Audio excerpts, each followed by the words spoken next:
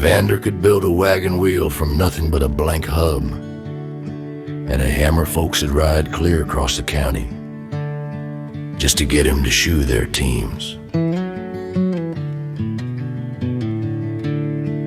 He worked the fires of Plainview, stood in sparks and iron rain, turned raw steel into something strong with muscle, grit, and strain. At Havana and Blue Mountain, his hammer kept its beat, a rhythm every farmer knew from miles along the creek. He shaped the wheels that carried loads through cedar, rock, and mire, shrunk the tires red and glowing in the circles of his fire. Vander the Blacksmith, master of the flame, building half the country straight without a need for fame. Strong hands on the tongs, a steady swing and spark, working through the daylight and long after dark. If you had a wagon, mule, or plow road worn and bent, you took it to Vander, and you always left content. Hot steel bent around a hub, welded tight with flux and skill, hammered while the forge roared loud beneath the mountain hill.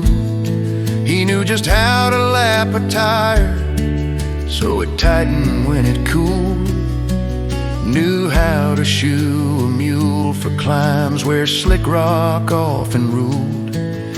Steel toes on the fronts, cork turndowns on the backs, teams could pull a mountain road and never lose their tracks. Vander the Blacksmith, master of the flame, building half the country straight without a need for fame. Strong hands on the tongs, a steady swing and spark, working through the daylight and long after dark. If you had a wagon, mule, or plow road worn and bent, you took it to Vander, and you always left content. He didn't farm like others did, work always pulled him far. Everyone was after him, no matter where they are. A man who carried craftsmanship as steady as his name, and lived a life of callous pride without a thought for fame. But late one night on Lick Creek Road, a shadow struck him down, mistaken for another man in that dark stretch of ground.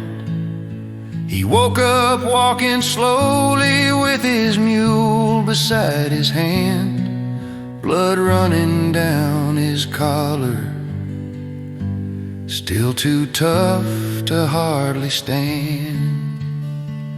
Vander the Blacksmith, strong through fire and night, built a life of ironwork with courage, skill, and might. Heroes don't need glory, some are known by what they build, and Vander's work still echoes in those hills where time stands still.